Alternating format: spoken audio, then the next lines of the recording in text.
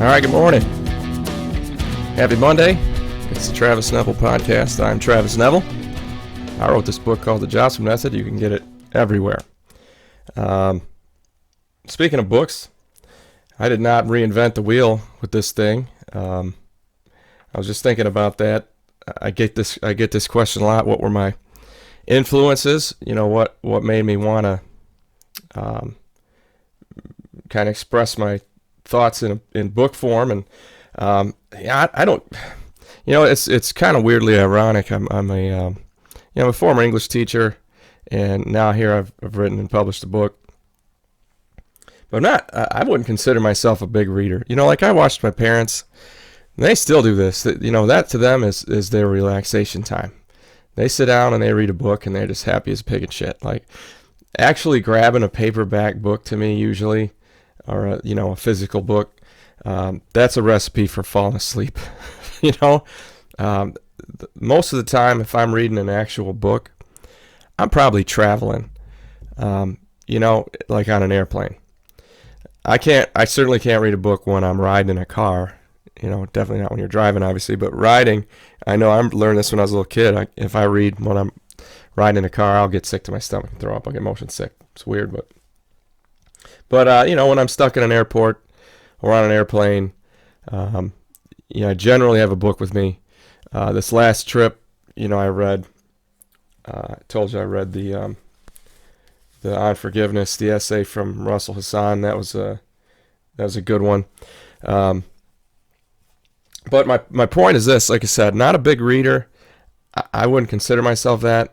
Like I've never considered myself that. But as I was preparing for this podcast, I was looking at all the books that I've read, and a lot of them, more than half of the books we're going to talk about today, I got them on Audible.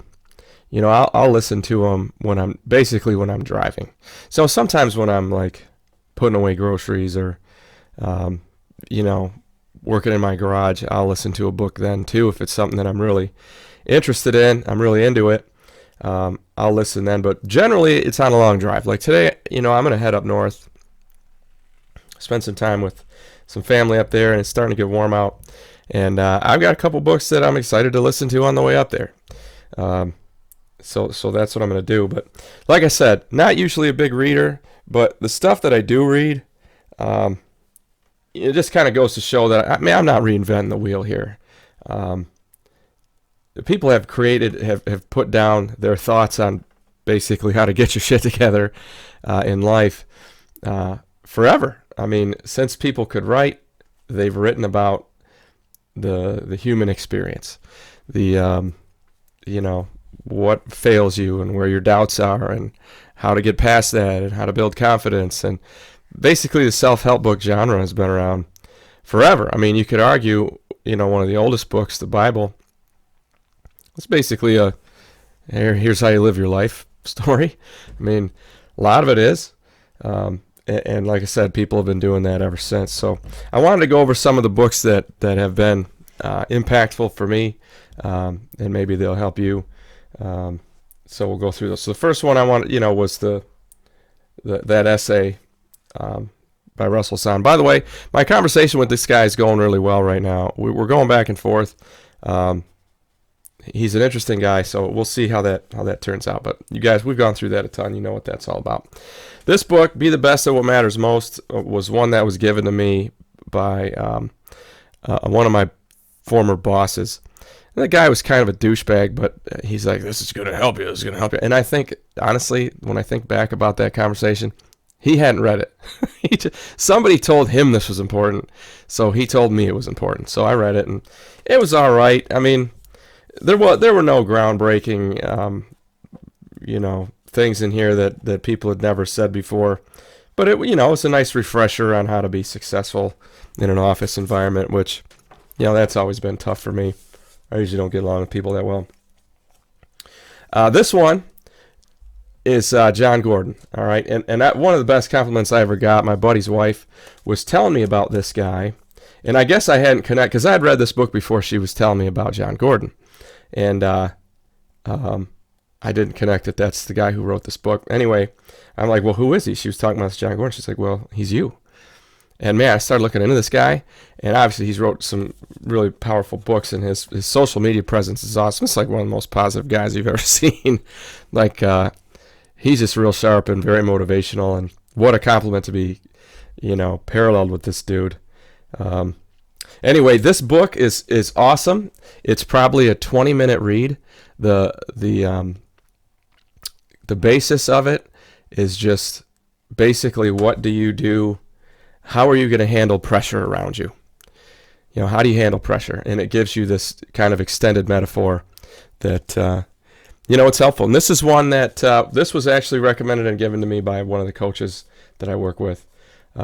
Real sharp guy. And then I've sent it out to other coaches and said, hey man, I want you to read this and see what you think. Especially people that I think have the ability, the potential to be a head coach. And that's where the pressure starts, Here's a great one. I mean, this one I did read it in paperback, and it kept my attention the whole time. It's Pulitzer Prize winner, The Season of Life by Jeffrey Marks. I quote this book in my book. He talks in here. Basically, it's a young guy who's a kid, and he gets the opportunity to work with this professional football team.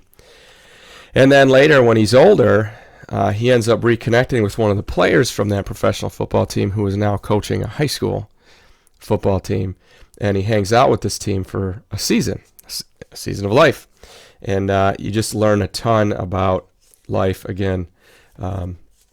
Great stuff. And like I said, Joe Ehrman is the name of the guy, the football player, who he basically follows around for that season. Interesting guy, impressive guy, older guy in the book. I contrast him with Jack Donovan, and anyway, it functions pretty well. I'm never gonna find that quote. Shit, it's buried in here. Anyway, I use a quote from that book in my book, and it's good. This is not only got some life lessons, but it's actually entertaining. It's an entertaining read. So that's a good one. This is not really this is not your orthodox self-help book, but if you haven't read The Catcher in the Rye, you're going to miss out on a lot of kind of social, cultural references. The main character, Holden Caulfield, is a real sarcastic, very intelligent, like high school student. He's in this private high school, and the story is basically about him getting kicked out of school and killing time. He gets kicked out right before Christmas break, and he's got to kill a bunch of time before he goes home, because if he gets home early, his parents are going to know he got kicked out of another school. But his perspective on life and the way that he looks at things, super interesting. I laugh every time I read it. Salinger's brilliant. The dialogue is what makes it good. I mean, that's what makes him a good writer. There's lines in this book that pop into my head constantly. And, from a psychology perspective, you realize that the whole time that he's kind of traveling, and it's days and days, it's a few days in a row he's traveling, he never sleeps. So I don't know if the title of bipolar existed at that time, but I would say this guy's manic as shit. Like, and at the end, he's telling the story from the perspective of being in like a not a loony bin, but like a place. He says, since I got run down and had to come to this place to relax, so he's in like a hospital of some sort, and that's kind of the perspective where he's telling the story from. So yeah, I think he's bipolar looking back, and it's interesting. It's an interesting kind of character analyzation. It's great. And this copy, obviously I've had for a long time. It actually belonged to my buddy Eric's dad, who was a great dude. He died a few years ago. He was real quiet. I don't feel like I knew him that well, but I knew of him, and nice guy. So it's kind of cool that I have his copy of Catcher in the Rye. Kind of neat. The other books that, and I'd say these are the ones that are probably more impactful, These are the ones that I listen to rather than seeing. First one, 12 Rules for Life by Jordan Peterson. I talk about Peterson all the time. He's fucking brilliant. He just released another new book. I bought his first book. He's got 3 now. 12 Rules for Life is his second one. The first one is called Maps of Meaning, and it's a fucking textbook. Like, I tried reading that shit. It was so goddamn dense. Like, you just can't get anything. Like, it was too dense for me. I couldn't really get anything out of it. 12 Rules for Life is much more palatable for your average Joe, I guess. But, it's great stuff. He talks about, always pet a cat when you see one. So each of the 12 habits, 12 rules, they're not,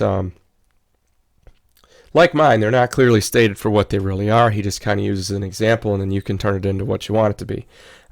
He says, don't ever interrupt or stop kids from playing on their skateboards. And the concept behind that is pretty simple. You need to learn that you can fall down, and it's not going to hurt that bad. And he talks about helicopter parenting and all these things that are just terrible for kids. But, go out there and fall down.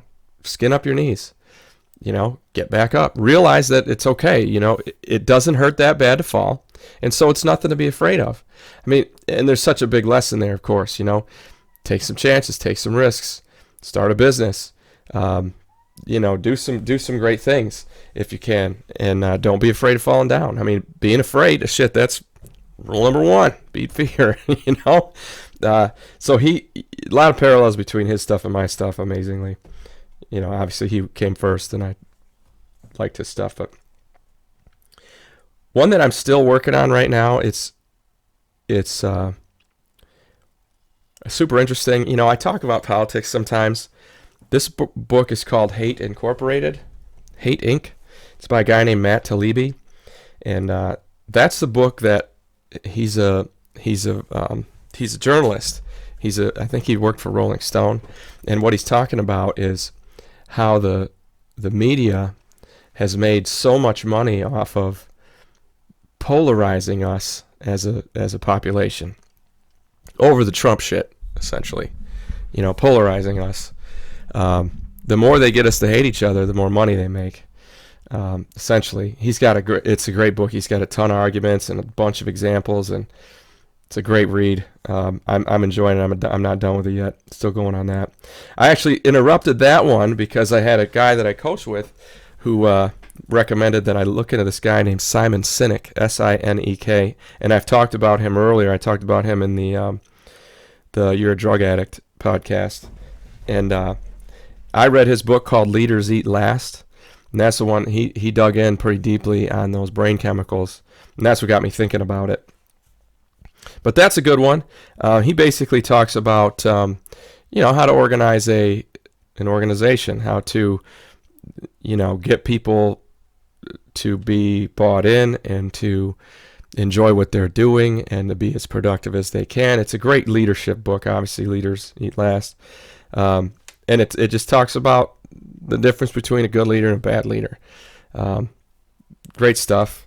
I recommend that. Like, for me, that made sense because of the football stuff that I do. That's the only leadership stuff that I'm involved in anymore. I don't work anywhere that requires me to be a leader.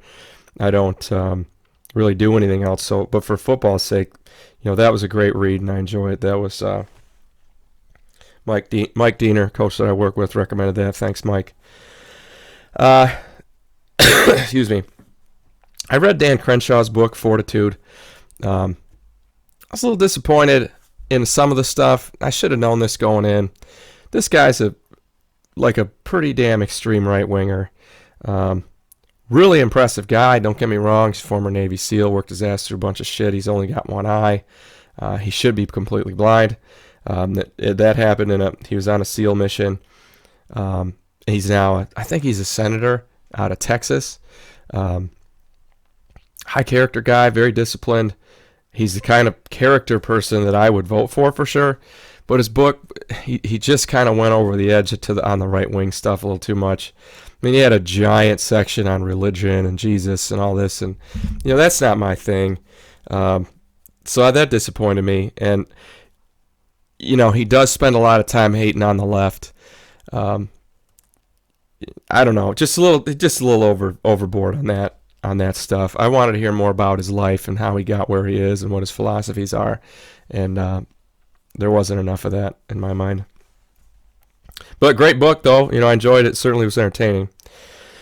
I read Jocko Willink's book. It's called Extreme Ownership. I think he's got a couple of them. I think I've read 2 of his books. But Jocko Willink, another former Navy SEAL, he's a really impressive guy. If you follow his Instagram page, which I recommend, basically every morning you're going to get a picture of his wristwatch, and it's going to say like 4:37 a.m. like every day. Like he gets up at the ass crack of dawn and he works out like crazy. And he posts pictures of the sweat pool from underneath where he was working out. He's a badass. And the book Extreme Ownership is kind of based around, like, it's kind of half and half. He'll tell this story about some shit that happened in like war type stuff, like it was a Navy SEAL mission. And then right after that will be another, I don't know if you want to call it a chapter, but him talking about being in a business environment where it's the lessons that he learned in that war situation completely translate into this business situation. So I like that, the way that it's structured. It was interesting in that way. I think he and his partner, his buddy, that's how they're business consultants. They go out and they fire up CEOs and vice presidents and shit like that and get them all fired up and change their business dynamics and get their organizations running in a more efficient manner. That's what they do. So the way they used the war to do anyway, it was well written and well organized in that way, and that impressed me. Another book I liked was one. It was written by Aubrey Marcus. He's one of the owners. Between him and Joe Rogan, he and Joe Rogan, they own Onnit, which I'm wearing my Onnit shirt right now. It's a performance supplement company. I get some stuff from there. They make some pretty good protein bars. They make like a green tea that I like, or a chai tea that I like. They make a few things that I like, and this shirt fits really well, so I bought their shirt too. But his book, Own the Day, Own Your Life, Aubrey Marcus wrote it. He goes through it, basically how he runs his day, and it's not terribly dissimilar to what I do. He's not a little more. This guy is straight up fucking crystals and hippie shit. Like he's, statues and seances and fucking like this guy is super spiritual in that way. That's what you're gonna get out of that one. Own your day, own your life. The one I try to pick something, or maybe 2 things out of every book that I read that are gonna make me better. And the thing I took from Aubrey Marcus is that I drink a quart of water when I get up every morning. I actually give him credit for that in my book, that I talk about doing that, and I give him props for that. Another one, classic, Meditations of Marcus Aurelius. This is pretty neat. It's a guy who he was dying, and he basically wrote down all of his thoughts and the things, the wisdom that he had gained in his years, without any intention of ever publishing it. He just wanted to be able to give it to his sons. I think that's the story that I read there, that his kids, he wanted his kids to not have to lose the advantage of him, even though he was dying. So it's brilliant. It's a ton of statements about life and how to do this right, how to do that right, don't fuck that up. And it's just a bunch of statements. And like I said, I love the purity of it. He wasn't trying to make it popular or make it so that everybody would like it. He just wanted to write the shit down so that his kids could have it. Brilliant stuff. And that's a popular book. It's not very long. It's real short. I thought I had that one in paperback at some point. Maybe not. But it's not very long. And you see it in popular culture all the time. And there's a Denzel Washington movie. No, maybe it's not Denzel Washington.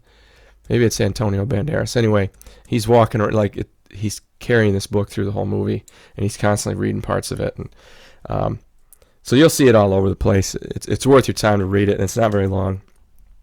But good stuff in there. I also read David Goggins' book. People call him the toughest man in the world. He's the guy that I think he currently still holds the world pull-ups record. It's the most.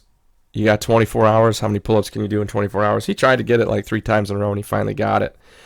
Got the record. The guy runs like 100-mile races, 200-mile races. Also a Navy SEAL. Interesting. I don't want to give away too much of it, but the guy had just a fucked up past. Like, it sounds like his dad was a real fucking cock, and him dealing with that was tough, and that's, for him. I'm sorry you had this terrible fucked up background, but that created your demons, bro, and your demons are what made you so fucking tough, or what make you have to accomplish all these things that you've accomplished. I'm glad my life's not that fucked up. I had this conversation the other day with one of the coaches. Hey, man, impressive guy, but thankfully my life wasn't that bad, so I'm never going to accomplish the shit he's accomplished because I don't feel like I have to. I don't have anything to compensate for like this guy does. He runs stupid long races. He's constantly looking for other challenges. Last I checked on him, I think he's a couple years older than I am. He's like 45, 46. Last I heard about him, he was a smoke jumper. Like, that's what he wanted to do. He made a ton of money on his book because he got onto Joe Rogan, and now you're going to sell every fucking copy of your book that was ever written. And he made a ton of money, but the guy still lives in a small house. He's got a cheap car, and he's got all the money he needs, so he just looks for new challenges and runs a social media page and inspires people. He's an impressive guy. At one point, I caught him doing this rant, something about race in America, and I actually called him out on it because it was inflammatory. Like, he was getting people all fired up, and in my mind, he was making the problem worse. And I wrote to him, said, listen, man, you're part of the problem at this point. Like it or not, you're a leader. You have to, it's your responsibility to calm shit down and to try to fix shit. And I don't know if he sees the world that way or not. I don't think he even responded to me. I can't remember if he did or not. But anyway, that's David Goggins, impressive guy. He wanted to be a Navy SEAL, and he went into his recruiter, and he had to lose 104 pounds in not a very long amount of time, in like 90 days, I think it was. And he did it so that he could get in and become a SEAL. Impressive guy, there's no doubt about that. So those are some of the books, like I said, that have inspired me, that have caught my attention, that I think are worthwhile for you to read for various reasons. Some of them are entertaining. Most of them have great information. For me, that's what I'm always looking for in a book. I mean, it has to have something about it that's a little entertaining to keep your attention. Kind of has to have that sauce on it, but I need the information. I want to know that, I want to read some shit that is interesting to me. I want some information. And most of these have that. Now, all of that said, like I said, these are all basically self-help books for the most part. I mean, Catcher in the Rye isn't, some of them kind of are. They're all going to give you things that are going to make your life a little better if you look into them deeply enough sometimes. But by far, the piece of literature that has impacted me more consistently and more regularly than anything else in my whole adult life it's not a book, it's a poem. It's so important to me. This is my list. Like, I've kept a clipboard since I was a teacher, and it's organized for me. I just put shit on there that I need to get done, cross it off as I do it. That's how I stay fucking kind of organized from day to day. But on the back of this clipboard, I have a copy of the poem "If" by Rudyard Kipling. And this one, I was in undergrad, and I was in I think it was my Shakespeare class, and a dude that was in there with me, his name was Jason Larson. He recommended this poem, not specifically to me, but he talked about it to the whole class. And I went and read it at that point, and it really impacted me then. And every time I read it now, it impacts me just as much. I mean, that's fucking 20 some years ago, and it's never not had power for me. I'll give you a little bit of it. It's the poem's called If, and it starts out, if you can keep your head when all about you are losing theirs and blaming it on you. If you can trust yourself when all men doubt you, but make allowance for their doubting too. If you can wait and not be tired by waiting or being lied about, don't deal in lies. Like, basically it says, if you can do all these things, and it goes through all of them, like, it's every one of them is, if you can do this, if you can do this, if you can do this, if you can do this, if you can do this. If you can do all of these things, yours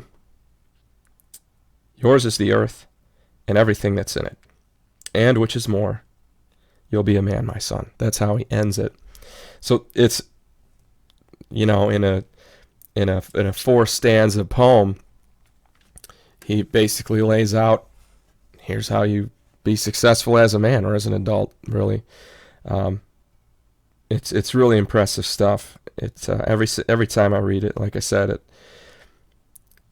at some point I have come across each of these in my life, sometimes more than once. If you can bear to hear the truth you've spoken, twisted by knaves to make a trap for fools. Yeah. Or watch the things you gave your life to broken and stoop and build them up with worn out tools. Yeah, I mean, that right there, that speaks to, like, failing, fucking up. Like, you built this awesome thing. I think about my teaching career. That was a thing that I gave my life to that, and it was broken, and I had to stoop and build my life back up with the worn out tools. Yeah, I mean, it's got everything that you need, and it keeps you it keeps your perspective right. You know what I mean? If you can force your heart and nerve and sinew to serve your turn long after they're gone. Yeah, it's a good one. I actually quoted part of that. I mean, it was a obscure quote. I quoted a couple of start again at your beginnings. I put that in my in the book, and that's in here. I want to make sure I got something from this, but I didn't want to go too deeply into it. But I really recommend this. Like I said, that's if you're a parent, especially if you have a son and you don't have this shit hanging on the wall in his bedroom, I think you're remiss. You gotta. That's a thing that I think every boy should be reading and every man should continue to read. It's quality shit. It's gonna make your life better. It's gonna give you some perspective. And I mean, Rudyard Kipling, not known as a poet. I mean, he wrote the Jungle Book, and he was involved in World War I, and he had a huge life outside of this poem. But this poem, in my mind, is the most powerful thing he ever did, and he did a lot of big things. So anyway, that's different pieces of literature that have helped me, that have impacted me, have influenced me, have inspired me. A lot of this stuff you've heard in these podcasts. I'll get, like I said, I've used on forgiveness. I talked about that a lot. The Leaders Eat Last. I talked about that quite a bit. I talk about Peterson all the time. What I find is that these books, they kind of sharpen my perspective, my opinions.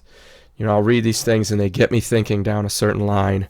They get me thinking about a certain topic, and it'll inspire me to research further on that topic, and then you guys get the advantage of that. Like I'll end up talking about it. The 2 books that I have not read yet that are in my Audible that I'm going to listen to, if I can get through both of them on the way up north and back. One is Thus Spoke Zarathustra by Frederick Zarathustra.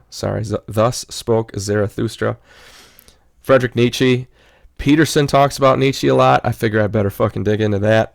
So excited about that. And then one of the things that the dude who Russell Hassan talked about in our conversation so far, he said that he is a libertarian, but he's not a Rothbardian libertarian.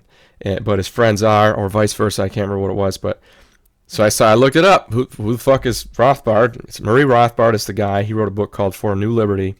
I'm going to read that too. It's about libertarianism. Super interesting. I'll share what I learned. But those two books are ones that I'm going to dig into here in the next couple days. Hopefully they'll be interesting and I can get some good shit out of that. But so there it is. Some of the shit that I've read, some of the shit that has inspired me. I recommend all of them. If I don't, I told you. My name's Travis Neville. This is the Travis Neville Podcast. I wrote this book called The Johnson Method. Like I said, not reinventing the wheel. It's talking about, hey, here's how you get through difficult shit. Here's how you get through your life. You can get it on Amazon. You can get it on Audible. You can get it from my publisher's website. You can get it at some bookstores. I'm proud of it. My book, I think, is good. I'm proud of it. It took a lot of work. It turned out how I wanted to. But that's it. Travis Neville Podcast. Get your shit together.